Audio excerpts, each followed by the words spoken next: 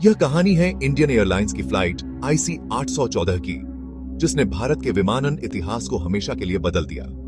24 दिसंबर 1999 की वह शाम, जब 176 यात्रियों और 15 क्रू मेंबर्स के लिए क्रिसमस का जश्न एक खौफनाक मंजर में बदल गया। 24 दिसंबर दोपहर के 4 बजे काठमांडू, नेपाल से दिल्ली के लिए उड़ान भरने के ठीक 40 मिनट बाद जब प्लेन भारतीय हवाई क्षेत्र में था, तब 5 नकाबपोश आतंकवादी अपनी सीटों से उठे। उनके कोड नेम थे चीफ, डॉक्टर, बर्गर, भोला और शंकर। उन्होंने रिवॉल्वर और ग्रेनेड दिखाकर कॉकपिट पर कब्जा कर लिया और चिल्लाए, प्लेन हाईजैक हो गया है, इसे लाहौर ले चलो। अमृतसर की बड़ी चूक। ईंधन कम होने के कारण प्लेन शाम 7 बजे अमृतसर में उतरा। यह भारत के पास आतंकियों को पकड़ने का सबसे सुनहरा मौका था। दिल्ली से आदेश आने में देरी हुई और अमृतसर एयरपोर्ट पर ईंधन भरने वाली गाड़ी को जानबूझकर बीच रास्ते में रोक दिया गया ताकि प्लेन उड़ न सके। आतंकियों को लगा कि यह एक जाल है। गुस्से में बर्गर ने 25 साल के रुपिन कात्याल की चाकू मारकर हत्या कर दी, जो अपनी पत्नी के साथ हनीमून मनाकर लौट रहे थे। दरअसल विमान के अंदर मौजूद 5 आतंकियों ने अपनी असली पहचान छिपाने के लिए आपस में कोड नेम्स का इस्तेमाल किया था। इनमें से एक आतंकी का कोड नेम था बर्गर। बर्गर कौन था और उसका रोल क्या था? असली पहचान बाद में जांच में पता चला कि बर्गर का असली नाम सहरम था, जो पाकिस्तान के कराची का रहने वाला था।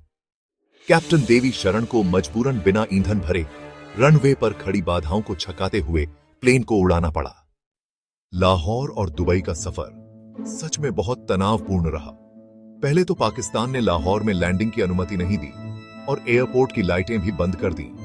जब पायलट ने कहा कि अगर ईंधन नहीं मिला तो विमान क्रैश हो सकता है, तब जाकर ईंधन भरने दिया गया। इसके बाद विमान दुबई के अल मिन्हाज एयर बेस पहुंचा। वहां लंबी बातचीत के बाद आतंकियों ने 27 यात्रियों को, जिनमें ज्यादातर महिलाएं और बच्चे थे, रिहा कर दिया और शहीद रुपिन कात्याल का शव भी नीचे उतारा गया। 25 दिसंबर को विमान अफगानिस्तान के कंधार में लैंड हुआ, जो उस समय तालिबान के कब्जे में था। तालिबान के लड़ाकों ने अपने टैंकों के साथ विमान को चारों तरफ से घेर लिया। उन्होंने दावा किया कि वे सुरक्षा कर रहे हैं, लेकिन असल में उन्होंने भारतीय सेना के किसी भी संभावित रेस्क्यू ऑपरेशन को नामुमकिन बना दिया। इस दौरान आतंकियों ने 36 खूंखार आतंकवादियों की रिहाई, शहीद आतंकी सज्जाद अफगानी की अस्थियां और $200 मिलियन नकद की मांग रखी। कंधार की कड़कड़ाती ठंड में यात्री पूरे 7 दिनों से विमान के अंदर कैद थे। भारत में उनके परिवारों का गुस्सा और दबाव लगातार बढ़ रहा था। लंबी बातचीत के बाद भारत सरकार को एक बहुत ही कठिन फैसला लेना पड़ा। तत्कालीन विदेश मंत्री जसवंत सिंह खुद 3 बड़े आतंकियों को लेकर कंधार पहुंचे।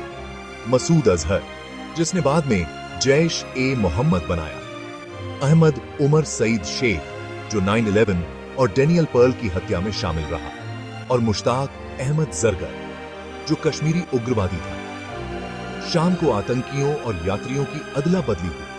आतंकी पाकिस्तान की सीमा की ओर भाग निकले और बंधक यात्री नए साल की पूर्व संध्या पर सुरक्षित दिल्ली पहुंचे।